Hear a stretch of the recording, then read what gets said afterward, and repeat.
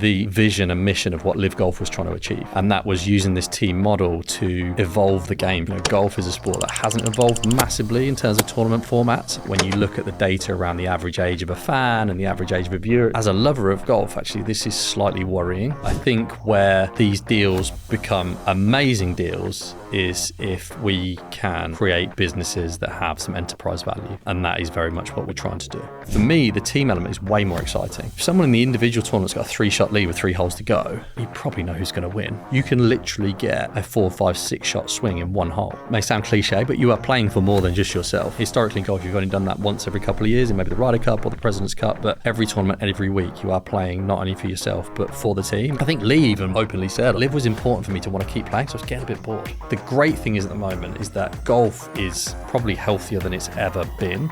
LIV is different, and it's just a completely different experience.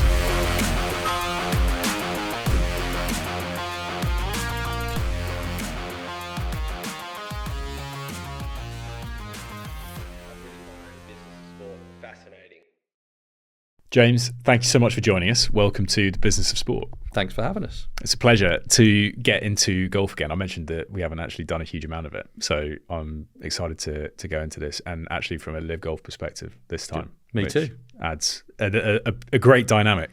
Look, we were just chatting outside, and the perceptions of LIV, how this whole tour has come together, have been, well, interesting for want of a better word. Yeah. But I do think it is missing so much context. There's so little information that's actually been properly dived into. So can we just get a really good understanding from you at the beginning of how, from a team owner's perspective, how that works? Are you, and you individually, are you the owner of the team? Is it a license? How did you get involved on that side of it? Yeah, so no, I'm not an owner of the team.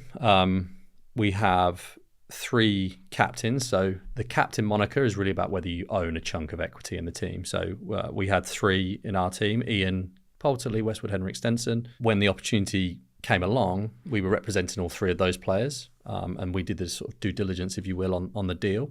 And of course, the opportunity commercially, the big checks being written. So absolutely, it was an amazing financial opportunity for them. But whether people want to believe this or not, truly the straw on the camel's back for us kind of endorsing this opportunity to them, which was ultimately their choice, was the vision and mission of what LIV Golf was trying to achieve. And that was using this team model to really evolve the game from where it's been.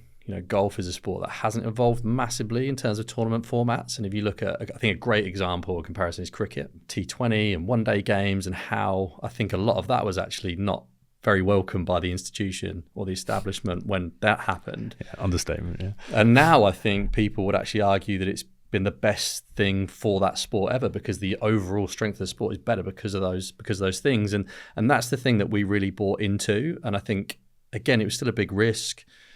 The guys were rewarded for taking that risk with various elements of their contract. But I think the nice thing is now, 3 years in, you can actually evidence that the mission is being delivered. We have attracted an incremental audience to the sport. We are attracting a younger age group. We have increased the level of eyeballs on the game of golf, which is ultimately what, a big part of what we're trying to do.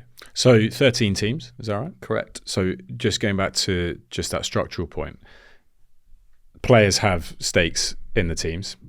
You as a team principal, mm-hmm. How does that work from a kind of, are you employed by the team which has its kind of LIV Golf, or should we say PIF driven ownership model, and those kind of feed out? So I just really want to make sure we get the right understanding of the structure and how those teams are. Yeah, so 13 teams. 12 of those teams have 1 captain or principal player that own equity in those teams. We're unique in that we have 3, each of them 13 individual corporate entities, so ran as standalone businesses. However, bearing in mind the majority investor in each and every one of the teams is the same person or entity in LIV Golf Investments. There's obviously a lot of shared best practice and a lot of similarities between the way the teams are run, and some central services that we're able to plug into at a league level to support operations. So like LIV Golf Investments has it, and players has it, and then I'm a contracted employee or contractor to the business in my role. Yeah. Amazing. And you've been involved in golf for a few years, right? So you've kind of come into this with good knowledge of the game, ready to support the development of this? Yeah, I think so. I mean, hugely passionate golfer. I think it's an amazing sport for what it can do. The life lessons that it teaches, I think, is unique amongst most sports. It can bridge the gap between different types of people. It's the only sport you can probably play across 3 or 4 generations. So I'm hugely passionate about what the game of golf can do for people. And I think our Little Sticks program, which maybe we'll speak about later, is great evidence of that, is what we've done with Majestics. I was kind of uniquely positioned and lucky that, yes, got a big background in golf, but was fortunate to also get some general operational business experience as well. So this was an amazing chance for me to kind of try and smush those skills together and hopefully deliver some good results. So what did you think? We talked about perception. What did you think when this opportunity first came into how LIV fits within golf and why it should be seen as a good, positive move forward for the game? Well, I think when I first heard about it, eventually we took a meeting because it felt like the train was leaving the station and you needed to at least understand and educate yourself on what it was. I remember the first meeting we took was back in 2021. Went down to Beaverbrook for a meeting.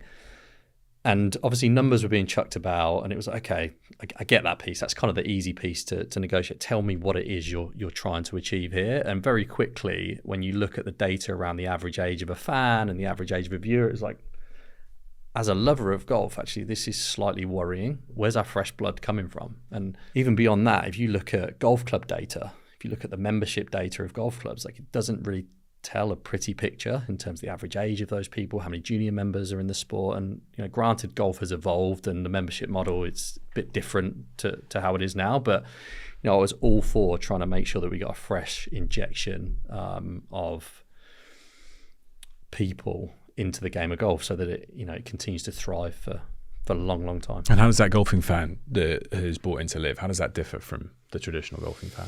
I think it's fair to say that LIV is definitely attracting golf fans, but also more of a generalist sports fan, maybe a casual golfer as opposed to a guy that's been a member at a golf club for 20 years. And I think what's cool is, again, this is kind of nature of society, isn't it? It's divisive. Like, you either like this or you like that. I think the cool thing is, and what we're quite focused on, how does it bridge the gap between the two? LIV Golf and some of the things we're doing at a team level with Majestic should be kind of aiding the stepping stone of people getting into the sport. Golf's quite an intimidating thing, right? You want to take up golf as a kid. Okay, well, you've now got to become a member of the golf club. You go in the car park and it's like, oh, you can't change your shoes in the car park. It's not a particularly welcoming sport historically. I think things like LIV Golf are making it a more welcoming and accessible sport for everybody to enjoy. What about let's call it the financial piece, right? That everyone beats it with. We're going, okay, this is a tournament that's built on the financials. If that's one side of the argument, this is a money league. To you, what's the other side? I think the other side is effectively everything else. If I think about it in a Majestics context, so the mission of our business is to be a winning team and thriving community, making a difference on and off the course. So it's quite a mouthful, I know. But clearly, like any sports team, like, we exist and strive to win. Like, we want to win on the golf course and win at what we do. But equally, we are about making a difference and creating a community. So I think some good examples of that in what we've done is, we're called Majesticks Golf Club, right? That's not a fluke or coincidence, is that we have created a community of members of about 40,000 people over the last 2 or 3 years. And I think what we're seeing now is that people are really engaging with that. We're starting to put on monthly medals virtually, partnership with people like TrackMan. So really creating that community of people that may not be ready to become a member of a golf course yet, or maybe we're a bit intimidated by doing that. And equally, what we're doing from a community perspective with our Little Sticks program, we have rolled this program out, which is, to be clear, it's not an after-school club that teaches golf. It is about teaching young people life lessons, respect, resilience, teamwork, broadening their horizons through golf, because it's a unique sport in the sense that, it's self-policing. You can let people take it at their own speed. We've had real success, particularly in special educational needs schools, where taking people with different challenges and maybe saying, hey, go play a game of football, it's really tough. Whereas when we set up the games in Little Sticks, which is really basic games that we can then step up a level as needed, people can engage with it at their own pace. And that's now in the PE curriculum in just over 200 schools in the UK. We've just signed up another 150 schools to go live in 2026. So we think we'll have between 40 and 50,000 young people go through that program for at least a term by the end of 2025. And our aspiration is to take that to hundreds of thousands over the course of the next few years. So you are, should we call it the UK team? I think that's fair to say. Obviously Henrik Stenson, one of our captains co-owners, is not British, is Swedish, but 3 of our players are British. And also I think, it's as much about leaning into what our British values are, diversity, inclusivity. I think we're fortunate that Great Britain is one of the most inclusive and diverse societies I think there is in the world. So it's about leaning into those things as well as where our players come from. Tell us a bit. Go on, let's get into the golf side then. Okay. Structure of the team. Yep. And how that kind of works from the quite unique golfing setup. Yeah, so I think from a player perspective, obviously it is unique with having 3 players that are co-owners of the team. So we try as best as we can to compartmentalize our conversations with them. So, put your shareholder hat on today and put your player hat on another day. But I think we've done a pretty good job of that, of making sure that, first and foremost, they are players on our team that want to perform to the best of their ability. And our job is to support them in doing that. We want them focused on that.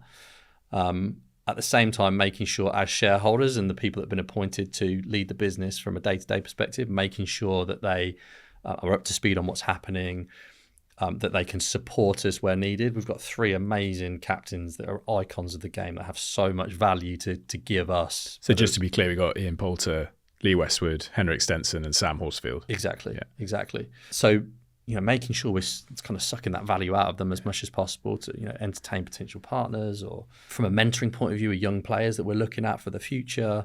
So that's the kind of way we try to handle it. And then myself and my co-team principal, Ollie Banks, we run the business day to day.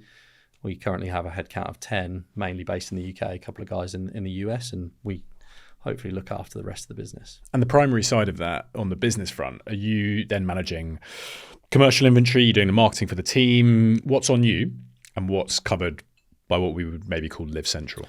Everything's on us. So we're responsible for every facet of the business, but definitely supported in certain functions by what Live calls central services. So there's things that we can plug into to add value to us. And equally, there's some facets of the business that we just do completely in-house, particularly in areas where we think we can, get a competitive advantage up against some of the other teams in the league. So everything from commercials, partnerships, future player recruitment, social media, community programs, retail and merch sales, everything. And the players, you mentioned they're maybe rolling them out with certain partners and getting involved in different areas, because you've got 3 co-owners, I guess, or equity holders as well. How's that transition for them, where suddenly the focus is about more than just the golf course? Yeah, I think it's definitely one to manage, right? We've got 3 guys that are extremely engaged in the business. They're extremely excited about what this business can become and the community that we can build around it. So again, coming back to the point earlier, it's about making sure that there's a time and a place to have those discussions. But undoubtedly, it's fair to say that Ian, Lee and Henrik are all closer to the end of their careers than the beginning. And I definitely look forward to the day when they're not necessarily a playing member of our team, but are non-playing captains in some role, because the knowledge that they can give us, the expertise they can give us in all sorts of different areas of business is, I think can add massive value. Tell us about the value that comes through the format. So actually how the tournament works. Individual and team side, a key part of that. Yeah, so you've got 2 tournaments going on at the same time, 2 tournaments within one. They changed the format in 2025, where it was perhaps a little confusing for somebody to follow in previous years, where you only counted 3 of the 4 scores, whereas last year, to make it really clear and simple, all 4 scores count every day. So every shot counts. No hiding. There's absolutely no hiding. So there's an individual golf tournament happening in the traditional sense, stroke play format across 3 rounds. And the tournament within the tournament is the team concept, where it's basically a cumulative score. For me, the team element is way more exciting. And one of the things I think people is a bit of a misconception is that, do people really care about the team element? Absolutely. The first thing we always get after we come off the golf course, like, how do we do? Where do we stand? They're more bothered about where the team finishes than necessarily themselves. And also because of the way that it's all 4 scores to count, if someone in the individual tournament's got a 3-shot lead with 3 holes to go, you probably know who's going to win, right? I think it's something like last year, maybe one tournament winner came out of not the final 2 groups in that tournament. And that's part of the challenge with golf, right? Is you've got 70 players making the cut, and actually there's only 6 people that've got a chance to win the tournament coming into Sunday. Whereas the team element, you can literally get a 4, 5, 6-shot swing in one hole.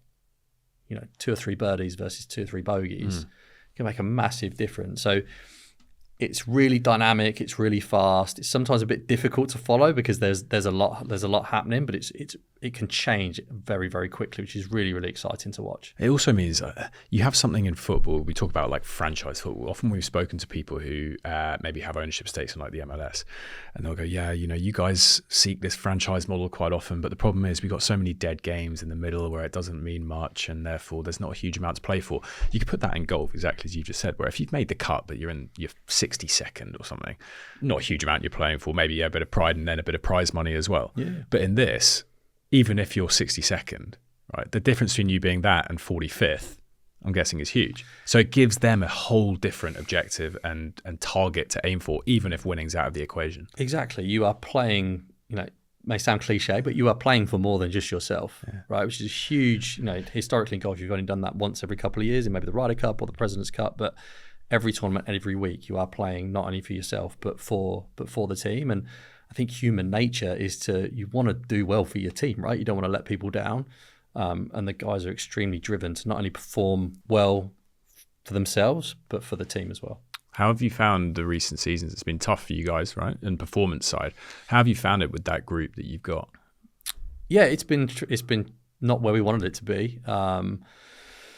And disappointing. I don't think if you asked any one of us, players, caddies, staff members, if that's where we wanted to be, we'd definitely say no. So I think staying positive has definitely been a challenge at times. I think the big thing, I was listening to this podcast that you did with the team principal of Williams. His name is James Vowles. James Vowles.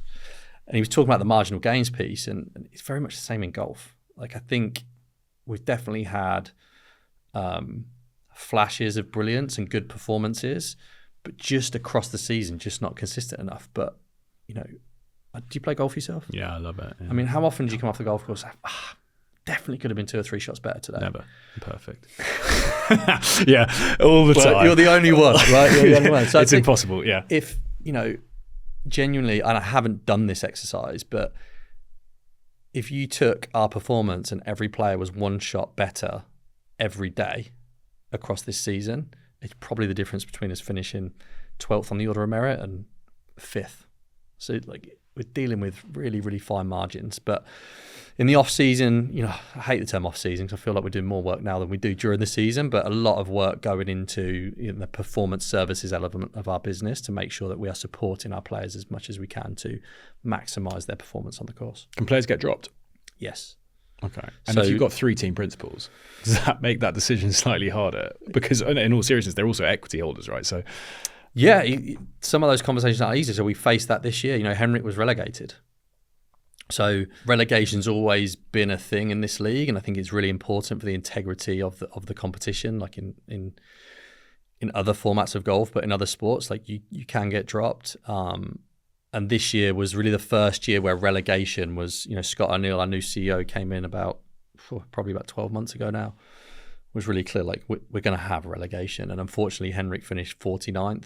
Top 48 is safe from relegation. So that decision for next season is kind of taken out of our hands. Henrik, likely won't be playing on the team or won't be playing on the team. And then with Ian and Lee, who finished very close to relegation, we had to have some very honest, direct conversations about them playing in 2026 and what that looks like, and the sort of commitments we need them to make to secure their playing spots in 2026. And as we sit here today, it's very much part of the plan for them to be both playing on the team next year. And a player gets relegated. Do you then go through a de facto transfer process? How does it work to find your next player? Exactly. So again, very similar to other sports. We've been working on this for a long time. We work with a data partner, and we've been trying to identify the best talent for our team. Going back, we created a portal that values effectively every single professional golfer in the world to make sure that we've got that data driving our decisions. There's always a bit of art to overlay against the science, for sure, personality fits, etc. But again, with 3 players that were, Lee's 52, Ian's turning 50 in January, Henrik will turn 50 in April as well. We always knew after the first 2 or 3 years of the contract, we were going to be going through a transition period of our playing lineup. So we're very much prepared for it, and we've got a shortlist, and we're out in the market now trying to recruit at least one future player for Majestics for 2026. What happens to a player's ownership or equity if they're relegated? No change. So Henrik retains his equity. He will be an owner until he decides to sell his shares, until there's an opportunity to sell his shares. So he's still, he won't be playing for us on the course next year. He will still be a significant part of the business and a significant shareholder in the business. And we talk, so much of the conversation has been around the massive fees that were reported to be going to players. Yeah. What was the balance from a financial perspective of, should we say, that immediate like cash injection that may have been there, to the longer term piece, an ownership piece, a bit more like we were talking before we came on air, this developing equity model, this business of athletes getting involved in stuff that is maybe slightly more longer term? Yeah, so I think the initial kind of signing on fees and the prize money that was on offer at the time for LIV versus the PGA Tour or European Tour was significantly different. That's since changed. Magically the PGA Tour are now playing for very, very similar prize purses. Was significant. And they were good deals. There's no doubt about that. But I think where these deals become amazing deals is if we can create businesses that have some enterprise value, and that is very much what we're trying to do. And their involvement in this now. So, let's say we mentioned the UK piece. Yeah. You've got a few of the other teams. Yeah, Sergio Garcia's team. Very much now the Spanish one. Yeah. You've got full, pretty much Australian team in there. Yeah. Would you say nationality is a key driver in part of that development, giving it a route beyond, should we say, just the broader global to the team or to the league? To the team, because if we're looking at building value in individual brands, right, you need to find a way to immediately find an audience or find a point of relatability. I'm a fan. I've never watched LIV before. If you've got a British team, as we spoke about again before, if you've got a British team in something, naturally, I'm probably going to gravitate towards that slightly more than I am another. So even just from the start, finding your home, is that a key strategy to helping build these brands? Yeah, I think that's become really clear probably in the last 12 months. It was interesting when we first established the teams. One of the first things we did at the end of 22 was we've got to establish what our mission, vision, values are here. Like, why are we here? What are we trying to deliver on? And we had the conversation then in regards to, okay, like, are we going to be the European team? Are we going to be the British team? We shied away from it, if I'm totally honest, a little bit, because we're like, are we limiting ourselves by doing that?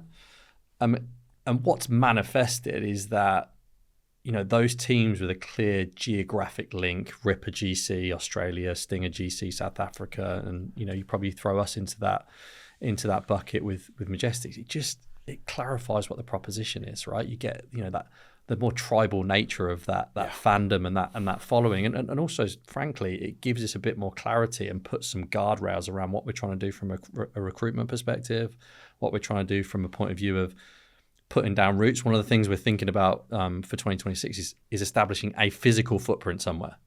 So what does that look like? Well, probably not a golf course on day one, because that's a big undertaking, but maybe an indoor facility of some kind, like the Majesticks Golf Club or whatever it may be. So it kind of gives us that really clear identity without just kind of being, too shut off, like I touched on earlier, like what beyond being British, like what does that really mean? What elements of British culture do we want to celebrate and put forward in our brand proposition to hopefully not just British fans, but global fans? How's it been working with PIF? Great. I think that, again, I'm sure there's a lot of misconceptions out there, but ultimately, a big measure for me and people is like, do what you say you're going to do. And at every step of the way, because again, it was a pretty ballsy thing. I think, our players were extremely brave to take this leap of faith, knowing they were going to get, a fair amount of heat, buy into the vision that the PIF and LIV Golf had. And at every step of the way, they delivered what they said they were going to deliver and stood by what they said they were going to do and more. So for me, it's been an unbelievable experience. Do you have strategic meetings, for want of a better phrase, where this grand plan also gets relayed to the individual teams who may have their specific focus plans? So we have a board at a team level. So we meet regularly with our board for me to explain what we've got going on and hopefully kind of get some value from our player shareholders and other members of our board, LIV and PIF representatives. And then I also sit on, this year LIV has established various advisory groups.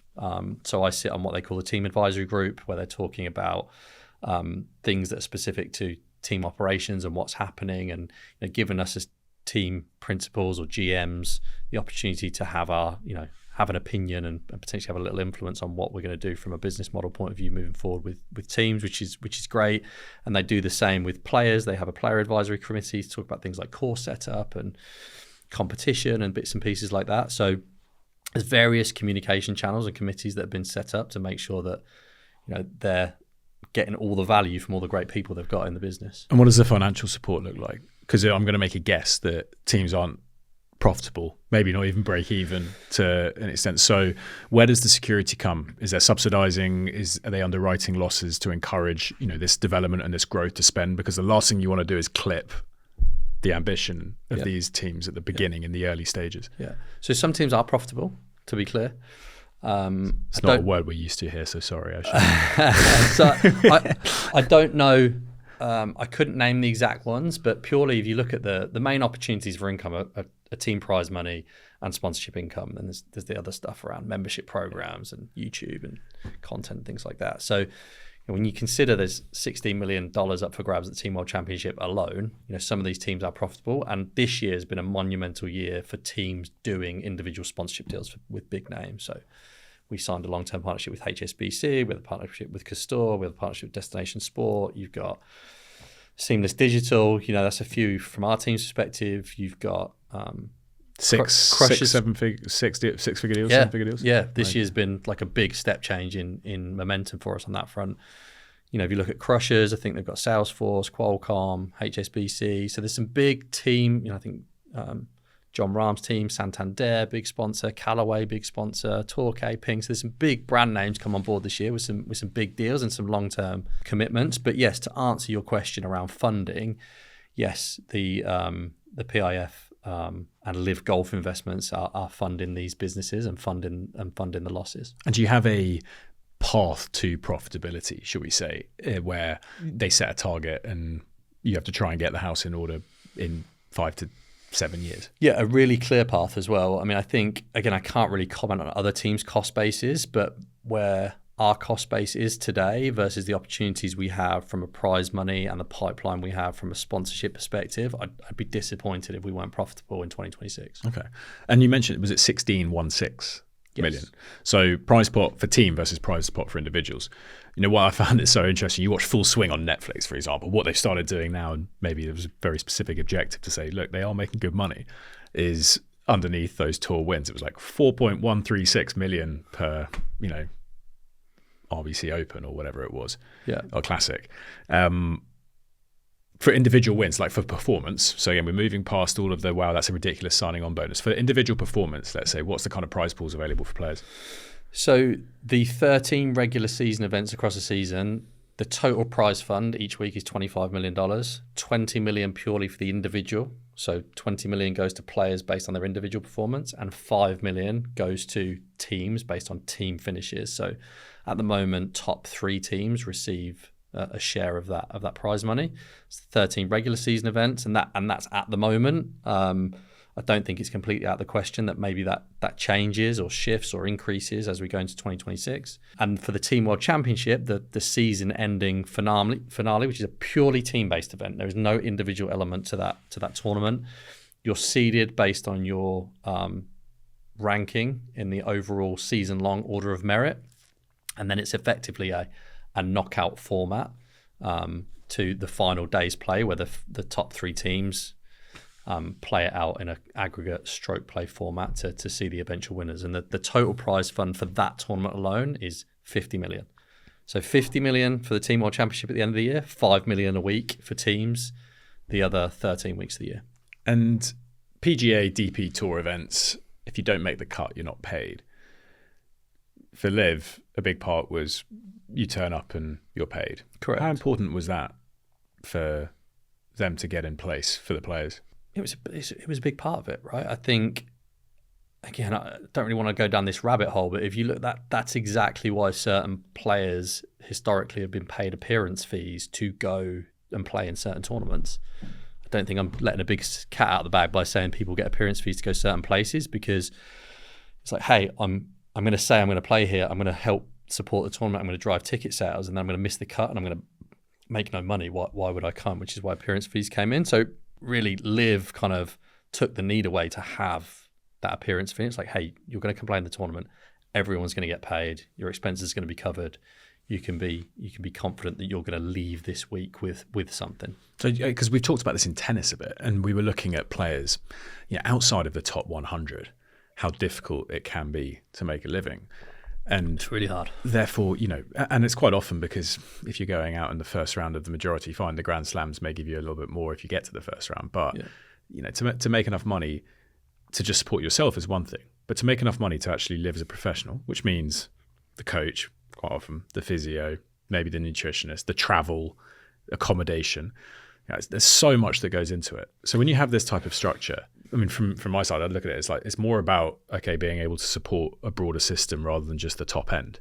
Yeah, I think that's right. And I think beyond just the prize money, I think what's really interesting for us is we're, touched on earlier, recruitment, not only for a starting spot on the lineup for 2026, but what does our lineup and academy look like for 27, 28, 29, 30, 31? How are we investing in creating the best of golfing or British talent, maybe in our instance? I think when you go out and speak to young players and their parents who are maybe in college and thinking about the transition to professional, it's not just the cost, it's the hassle of, okay, I've got to find a coach, I've got to find an agent, I've got to find a physio, I've got to find a nutritionist, I've got to find all of these things, and inevitably you are going to have to pay to learn in some of those instances. It's not likely you're going to get that team right straight away. Whereas when we go and speak about what the proposition is for, call it a development player in our team, is that we have a ready-made infrastructure. We have 3 players on our team that between them have probably got about 85 years experience playing the world's major tours, right? I don't think you're going to get much more experience from that point of view on some of the landmines that you might step on and help you maybe look around some corners that you may not be able to look at on your own. Sure, they'll love you for that. Yeah, I mean, it's just the truth. It's just the truth. We have an amazing gentleman that we work with called Dr. Steve McGregor, who does performance services for us, everything from a physical fitness point of view and leaning into the performance practice element of things with our players. We have an amazing team infrastructure. So whether it's booking travel or helping with support you with administration, we have all that there, and we are a proven team. We have some real amazing experts, and that infrastructure is there for you to use without you having to take the risk of the cost, but also it's tried and tested. Whereas if you've got to go do that on your own, it's quite an intimidating thing to go and do. And the sort of almost relief you see in some of these players' faces and parents' faces, oh wow, like I was really nervous about that, because that's more what they're used to in the college system in the US. So you go into college, you have a support team and an infrastructure around you to help you with that stuff.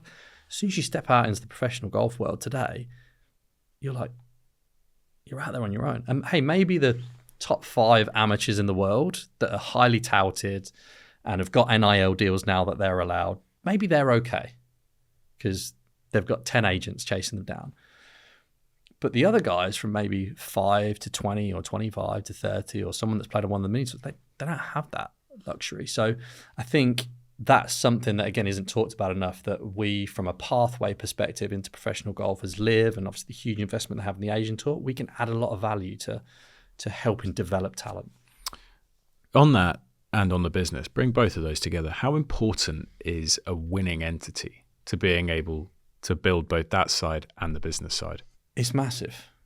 I mean, I don't know of any sports team that establishes itself and exists to come second. So winning is huge. I'm not going to say it's everything, but if we can thrive on the golf course and be a winning team, it will support everything else in our business. You know, if you look at most of and this isn't just about financial success, right? It's about what that financial success fuels in terms of other things that you can do in your business. So it's massively important, and we're definitely focused on the sporting element of the business in a big way. Can we take a look at media? Because this is something that, as we know, underpins the majority of major sports leagues. Yeah. And it's something, personally, I'll put my flag in the sand, I don't think has been very good from LIV previously, and has been a blocker as a massive golf fan to me, being able to watch it. How is this distribution model developing within LIV? Where are we at with the media deals currently on the table?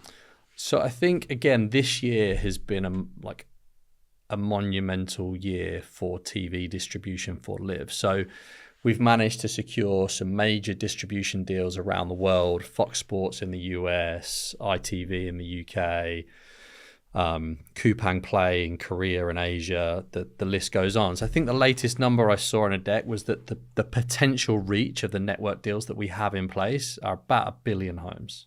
So the potential is now massive. So step one is the potential massive? I think step two is, of those 1 billion people, you know, there's nowhere near all of those people tuning in today. So how do we encourage them, and how do we, encourage that tune in? So I think there's a couple of key things that I would point to in that. One is the broadcast deals that were established at the beginning of 2025 were done very, very late. So typically, these big broadcast networks are locking in their schedules probably 2 years ahead of time. So really, with Fox Sports and ITV as an example, like the slots that we would have wanted and they would have wanted to have given us were already committed. So I think what you'll see in 2026 is that those broadcast slots improve to be better hours, but also on the bigger networks. So Fox Sports, we're on Fox Sports FS1 or FS2. So I think one is just time, because we'll get better slots. I think the second part of it is just then the broadcast product itself. One of the things that LIV was really keen to do is, because again, I don't know how much golf you watch. One of the things I used to get frustrated by was you flick on the golf and how many shots you'd actually see between adverts was like nothing. It was like, what am I tuning in to watch here? So LIV was really focused on number of shots per hour. So I can't remember the exact stat, but we were showing a lot of golf shots per hour. So I think now we're in this mode of trying to probably get a bit more of a balance, where it's like, we want to see plenty of golf shots. You will see plenty of golf shots, but also what we need as an audience is that context. What did that mean? Which I think arguably previously could sometimes be a little bit confusing to somebody tuning in. So I think it's about broadcast windows, and I think it's about evolving the product. And have they been big deals?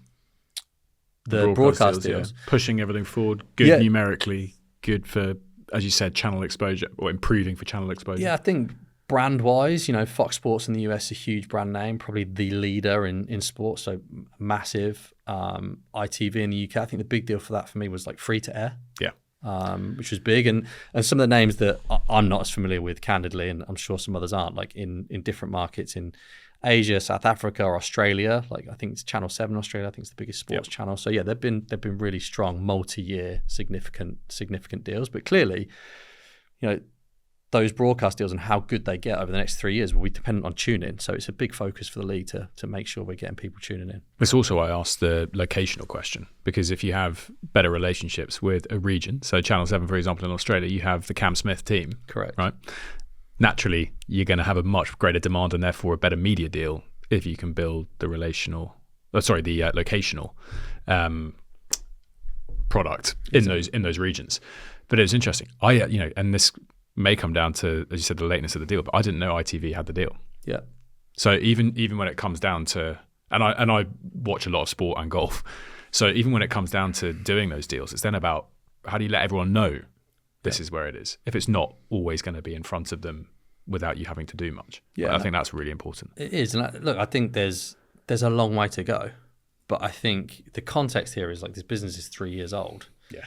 So, you know, again, the TV numbers landscape and the data and the numbers is quite hard to get your head around. But I think the numbers that I saw were that the average audience per live event year on year has grown by about 33% year on year, which is pretty good. Still a long way to go, but I think the direction of travel is really encouraging. Yeah, it's a really important point. We should mention it. Okay, business 3 and a bit years old. We're talking about sporting property. We talked about the numbers that everyone loves to bandy around. Most of them negative because it sets an agenda, right? Recent ones recently this week, $1.1 billion in losses. Now, that's one side of it. Then the other side is the motivations of why this is all happening, which we've touched on. We've talked about longer term belief and strategies. From your involvement in it, you know, when you're putting something like this together, help people understand 1.1 billion in losses. You know, what's this really going into? What's this initial investment got to look like to position LIV to succeed longer term? The PIF, you know, again, you have to respect their vision in what we're trying to achieve with LIV Golf. It's definitely not a short-term investment. It's very much a long-term investment. In terms of the specifics around numbers, like I'm not up to speed enough on the specific numbers with LIV, but I think when you're investing in any business, as well as what you've invested, as much as you look back, I think you have to look forward. So, you know, every day you're kind of waking up and saying, well, would I invest in this business today? Almost forget what's happened. And I think if you're investing in this business today and you looked over what's happened over the last 12 months in LIV, you know, there's a hell of a lot of positivity. Broadcast, we've already talked about a lot.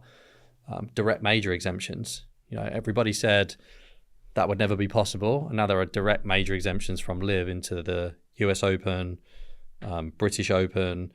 Invites are being given to the PGA. I think the Masters and the Open just announced that there'll be more qualifying spots for things like National Opens moving forward. So, do you mind explaining that? Sorry, just people that may not know what the relevance of that actually is, and how that changed from the first days. Yeah. So historically, LIV prior to 2025, LIV didn't have any direct exemptions into majors. So, typically on other tours or based on your world golf ranking, the major tournaments, the 4 majors across the year, the US Open, the Open, the US PGA Championship, the Masters, would give spots based on order of merit positions, either in the World Golf Ranking or on the DP World Tour, PGA Tour, etc. LIV didn't have that. In 2025, they were granted some of those exemptions, which was a big deal. Arguably, is there enough exemptions based on the strength of field within LIV? Maybe, maybe not. We could debate that, but they are there. So a LIV player, without having to qualify, go outside of LIV, can qualify for those majors, which is a massive deal because that is, you know, majors sit separate from every other golf tournament. They are the gold standard. And people want to have access to those majors. It's really, really important. So that was a massive, massive step forward. And I know there's lots of work going on behind the scenes to make sure that access to majors continues to increase. I know there's conversations happening with on world golf rankings because currently LIV tournaments do not have world golf ranking points, which is it's very complicated why that's happened, but it's crazy. I think I saw a stat yesterday. I think John Rahm is like 70th in the world rankings. I'll have the argument with anybody that says John Rahm is 70th best golfer. I can say you can't. It's part of a punishment package type thing. If we want to look at it, right, it's you have to.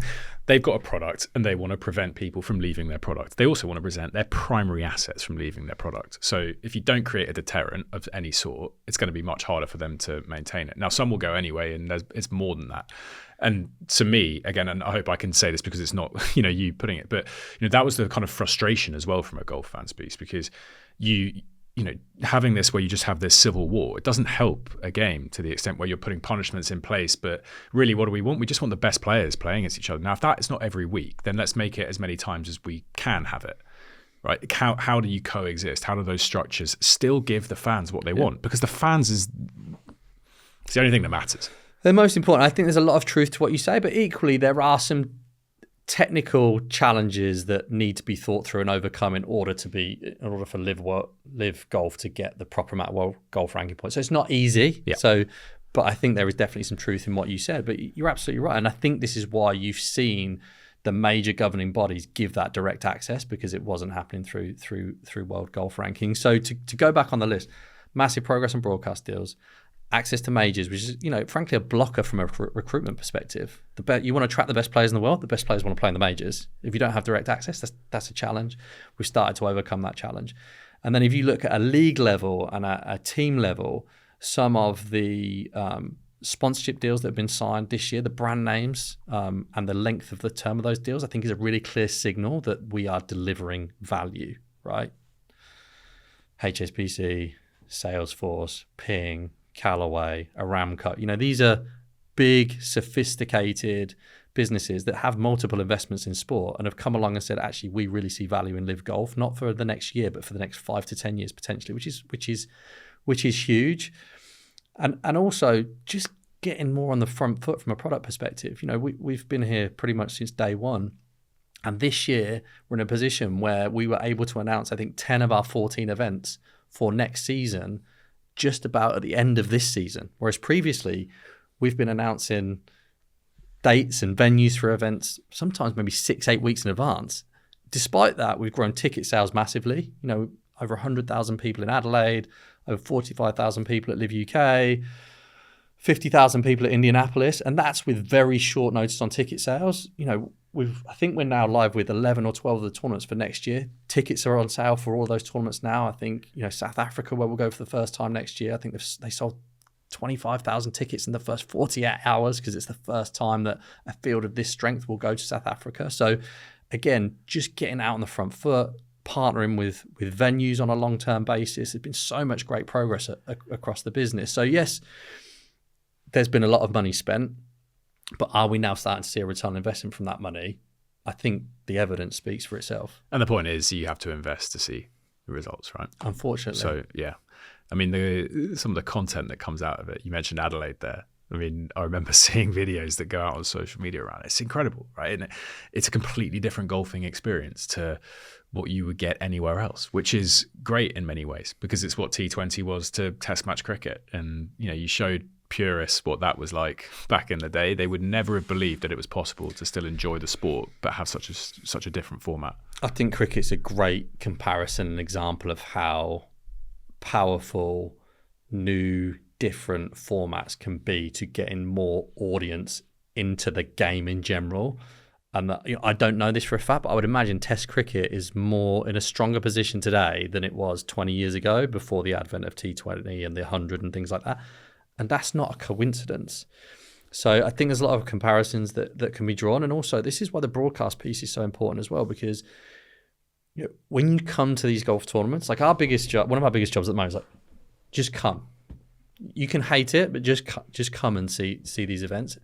And it's just a completely different experience. And it's not to say that, I think we were talking earlier about the BMW PGA Championship at Wentworth a few weeks ago.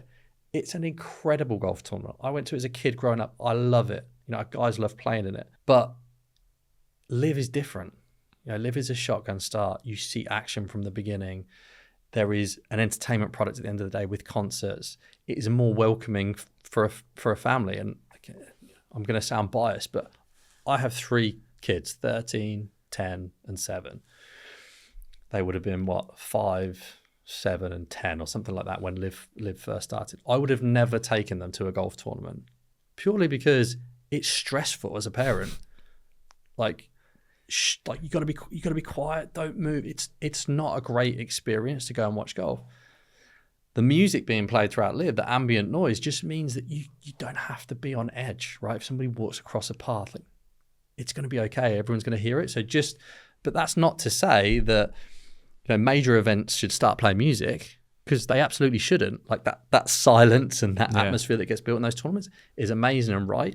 But that doesn't mean to say that playing music and have a more relaxed environment potentially to welcome spectators is wrong either. Keeping on the cricket example, we saw it change a lot of how people played cricket. right? So you mentioned with Test match cricket be as popular now. I mean, I think it would be very hard to say that England's style at the moment would exist without the success of the short form game, with a lot of the players playing cross format. Yeah. From what you've seen, does that shotgun start, 4 hours kind of playing in teams, has that actually changed the technical side of how any of these players are playing? I wouldn't say it's changed the technical style, but I definitely think it's changed the style of play. Excuse me. So one of the things that our guys would talk about a lot, and part of the reason I think they had every right to have an opinion on this stuff, because they played tournament golf for a long, long time. It had been basically the same format for that whole time. And I think Lee even would openly said on a piece of media he did, like, honestly, LIV was important for me to want to keep playing, so I was getting a bit bored. I've done this for a long time. It's the same 4 rounds every week. So it's fairly monotonous. But I think the big thing, it doesn't sound like a big difference, but 4 rounds to 3 and 54 players in the field. And again, we can have this debate around strength of fields and bits and pieces, but top to bottom out of 54 players, these are extremely strong fields, week in, week out. If you're going to win a LIV Golf tournament, you got to beat every week John Rahm, Brooks Koepka, Dustin Johnson, Cam Smith, Joaquin Neiman, Carlos Ortiz, Sergio Garcia. The list goes on, right? So and that's not always been the case in other tournaments. But you better start fast.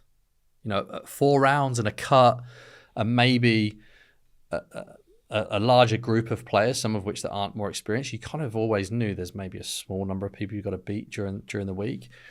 But at LIV Golf, if you have an average first round, you're chasing, and that's really hard to do in golf. Like, it's not really where you want to be. So I think coming out the blocks quicker and having a slightly more aggressive style of play has definitely been an adjustment for our players. And something they're still working to adjust to. And I think that's why you've seen players with more of that style excelling at LIV so far. And I think that's then gone on to impact how people play on other tours as well. Is there anything you'd love to do that you don't currently do? Maybe in Majesticks, but also you'd like to maybe see from broader setup? I would like to see more pure team tournament weeks. I think 13 weeks of the year, there's a team and an individual tournament going on at the same time. The only pure week of team play is the Team World Championship at the end of the year. I would love to see maybe one more week in the middle of the year, a pure team-based event, because I think, as somebody that watches, it's more volatile. I think it's more exciting to watch. We've just seen it with the Ryder Cup, right? I don't think there's a better advert for collective golf. But again, individual sport, right? Individual sport where these people play for themselves all the time versus suddenly giving them a bigger reason to perform than just their own scorecard. You can say that across individual sports. You suddenly build that in. The viewing proposition from the fan just massively increases. By the looks of it, appetite for the players to actually buy into this, well, on the European side at least, really, really comes through. And you built that into a system. So for me, I mean, I don't know, like as someone that is coming off the back of, even if that's my early entry into golf, and I have a product that offers me a team environment, I'll probably go and watch that. Particularly if I'm a newer fan, not a legacy golf fan. Yeah, and I think it's where you see a lot of your more memorable moments. When Ripper won in Australia last year, honestly, it was one of the most epic sporting scenes we've ever seen. People streaming down the fairways. I think this year, Legion 13 and the matches they had on the final day of the Team World Championship, like, you could just see.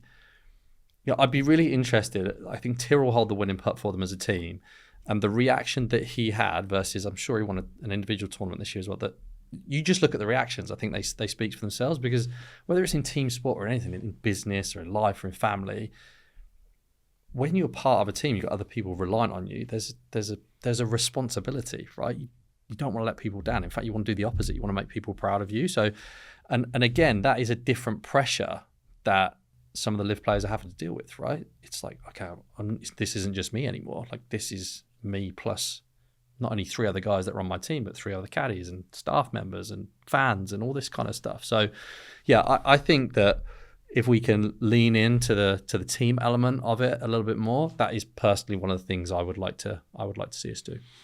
And how important, you kind of round it all up, how important do you think the relationship between all of these bodies are? And what I mean is PGA, DP, LIV. You know, if we're really looking at, as impartially as we can, like the health of the game, all the opportunities for the fans, but also recognizing the individual ambitions of each tour.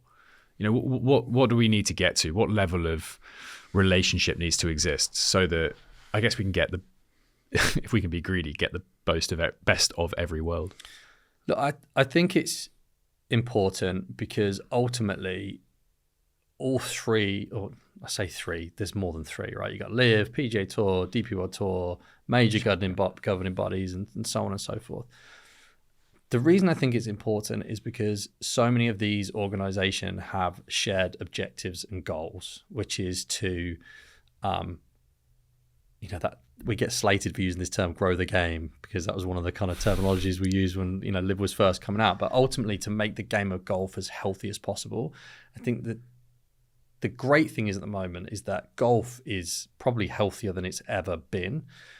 But if you look at the new entrants into the sport, it's vastly different. How people are engaging with the game and the types of people that are engaged in the game is vastly different than what you'd expect. A great stat is that more people are engaging with the game of golf off grass than on grass, with the advent of things like Top Golf or indoor golf or drive, chip and putt, et cetera, et cetera. And what's really important is that we give those opportunities, but also the stepping stones into those longer forms of golf. So I think it's important that they have a relationship, and there shouldn't be too many reasons why they can't form relationships. And I know, contrary to popular belief, that there are a lot of people at all of these organizations having really good, positive conversations about how that comes together, and ultimately spending as much time talking about how big the pie is as opposed to who's going to get what slice of the pie. So, I'm very confident, certainly the leadership at LIV and Scott O'Neill in particular are really engaged with, building those relationships with the other major governing bodies in golf, whether that means collaboration in some way, shape or form or not. It just means that, we don't have to be at loggerheads here, right? Again, it's not, you're either with us or against us. It's like we can be common partners in the game of golf. So I'm hopeful that something will come together. Do you think time's a healer? I kind of look at it as we had a big breakup. There's a lot of reaction. You get a lot of that. Like let's try and tear chunks out of each other. I think time and new faces in the room, right? I think it's difficult when you've got people in the room that maybe outline certain positions, and then to take a step backwards can be really, really difficult. And I think for the most part now across these major governing bodies, you've got new faces, fresh blood, fresh ideas in the room, which I think as much as time, that's an important thing. That's an important thing as well. And I think that some of this, it's about communication as well, right? Why do most relationships break down? Because of poor communication. And I think, again, what Scott O'Neill has done a great job of coming in and doing is that he's a great communicator and has established really good relationships with all the other people around the table. And we just need to keep talking. Like we've had similar instances with what we're doing with our Little Sticks program, right? And some of the other organizations that are out there trying to do similar things. And it was like, oh, this is a problem. This is competition. Well, actually, when you sit around the table and talk about what you're trying to do, you're like, actually, that's really good. I can probably learn something from you. And actually, if we combine forces, maybe we can actually deliver even more value than we could if we were separate. So, yeah, I expect and hope for more positive things on whether it's coming together or joining somewhere. I don't know, but just, we don't have to be enemies. Has there been a shift in the experiences and the different type of initiatives? I guess someone like Scott brings from a Greg Norman, who obviously had the job before. We all know how well versed and respected he is in the world of golf. Scott coming from, different sports, very prominent in the US sporting scene, correct? To now then bring that in here. What's been that switch? Yeah, look, I have to say, like, Greg was great. Like, I'd never met him before when we got into LIV Golf, and he was so generous with his time. Learned a lot from him, and he ultimately was the guy that ran through the brick wall first for LIV Golf. So should get a lot of plaudits for what he did. But I think Scott was a great fit for the time and the moment we're at in the business. Completely different style of communicator. I think brings experiences from other sports, which is a good thing. And in some ways, I think Scott will openly say this himself, he's not a golf guy, right? So I think to come in, it's always good to come and look at things without any sort of historic kind of baggage maybe around how things have operated. So his style has been really, really welcomed, and I think it's not a fluke that since he's been in place that there's been such a step forward. And it's not only Scott, right? He's got an amazing team around him that he's building. Chris Hex recently joined, Katie O'Reilly, who he worked with at the 76ers, Harry Hardy, who was previously at Major League Rugby, etc. There's a great team in place there now, and I don't think it's a fluke that some of the great things that have happened this year have been since that took place. Somewhat because of the foundations that have been laid, but also I think because of that experience and communication style have been big as well. So kind of to round it all off, we know what's happened. We know what's happened to get here. Media's seemed like it's grown and developed. You've got brilliant commercial partners. The quality of field is good. I guess it's always looking to improve that. Yeah. Where next? What are those immediate kind of focuses, should we say, that are within arm's length rather than 10 years down the line, that you as Majestics, you're really keen to kind of build on? I think for us as Majestics, I think 2026 definitely marks a year of transition into being on that journey to become a championship winning team. I don't mean this with any disrespect to our players that have been, but I think logically, with the lineup that we've had the last couple of years, would we back ourselves to be Team 1 champions and winning the Order of Merit? Probably not. Is that what we want to get to in the next 3 to 5 years? And this year is a really important first step in putting a new player in place that can be with us for the long term. And as we kind of transition over the course of the next 3 to 5 years, I think that's massively important for us because, like we've talked about, it's not by no means an excuse. We're actually really proud of how successful we've been in all the other facets of the business, despite not being where we'd like to on the course. But I think that's a really big deal for us. And again, it may sound boring, but I think from all the other aspects of the business, I think it's just continuing to do what we've been doing. I think having an amazing commercial proposition to our partners. Again, where golf's amazing, we haven't talked about this, and we're lucky is, yes, it's about how you perform on the field, but you can't go shoot hoops with Steph Curry or go and drive a car with Lewis Hamilton. You can go play 18 holes with Lee Westwood. So I think continuing to create amazing experiences for fans, partners alike, there's a really unique selling point that we have with golf. Developing that membership proposition. So how do we transition from a mailing list to actually a real community of members that add value, and of course, from a content perspective, as well as the main broadcast of the live golf. Again, what we haven't talked about, there's so much more than that. And actually, some people would prefer to tune into the docuseries or the behind-the-scenes stuff or the matches on YouTube and things like that. So making sure we continue to innovate and deliver things from that perspective as well. Let's definitely talk about that quickly. I watched it before doing this. It was brilliant. An insight into what it's like behind the scenes. You get a really good feel for the relationship the players have with each other. Get a good feel for how you guys communicate with them as well.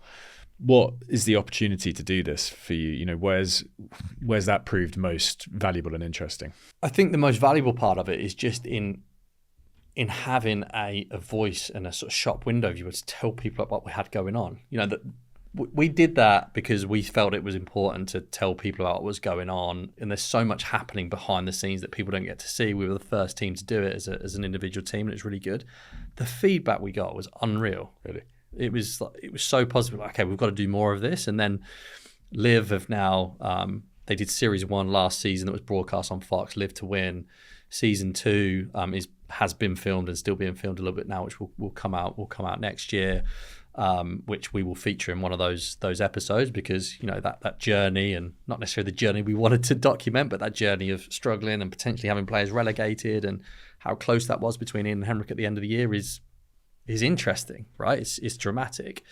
And then aside from that, some of the things, again, the league has been pioneers in doing it is the duels on YouTube.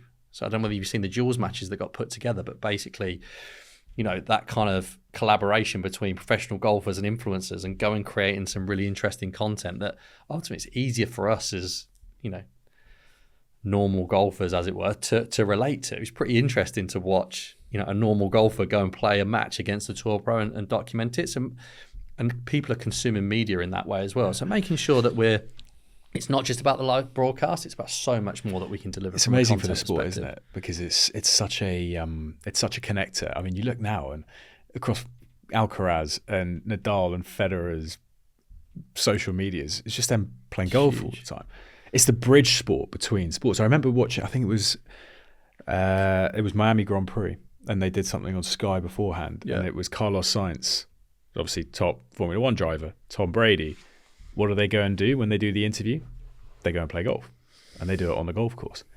So the sport in that side, whether it's the absolute elite professionals or just really high profile people coming in, playing it to a good level. It's the connector, isn't it? I mean, I think a phrase we've started to use is bridging the gap, but almost like when I was growing up and I was playing golf in school, I was a bit of a nerd, really. I mean, playing golf, where's that? Dare I say, golf is kind of cool now. Like everybody plays. Like this, you've seen LeBron James and Kevin Hart and all these cool people getting involved in the sport. And when we're talking to sponsors and partners, that's the cross collaboration opportunity, right? Is that, if you've got Castor that partners with McLaren or Everton and Majestics, well, we're not going to have kickabout. We're not going to go and drive a car, but can we have a game of golf together? Probably. So I'm obviously biased and hugely passionate about golf, but I definitely think it's got, like we said earlier, it's got the ability to bring so many different types of people together, which is, the beauty of the sport. Did you have to combat any negative connotations with LIV while trying to do, I don't know, associations with people, brands? Was that ever a problem? Oh yeah, I don't think it is now. Yeah.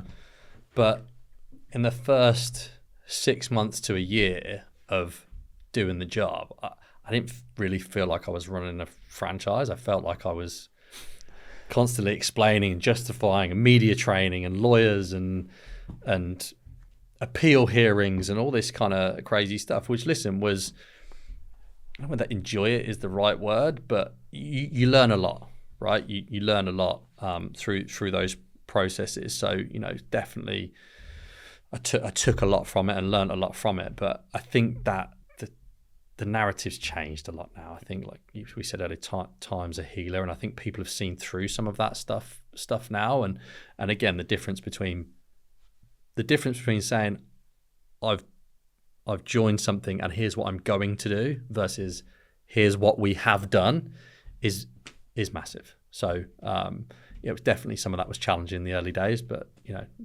I'm pleased to say now 99% of the time we don't have to fight against that too much. And now you love it? I love it. Never in my day did I think I would see the opportunity to create an operating business out of golf from a franchise model point of view. So what we all have is an incredible opportunity, and we're doing our best to try and take advantage of that. Look, it's been really, really great to get inside it a little bit. I think, you can go on for a very long time. There's so much to talk about, but just to get into the details of some of those things has been great to see. And look, with better distribution and better availability and more, let's say, encouraging positive conversations also coming into this, right, it's only going to do one thing for it. And I think it'll be exciting to see the next season. Awesome. Well, yeah, thanks for having us and giving us the opportunity to speak about it. It's, as you can tell, I love talking about it. So yeah, thanks very much for having us. Thank you.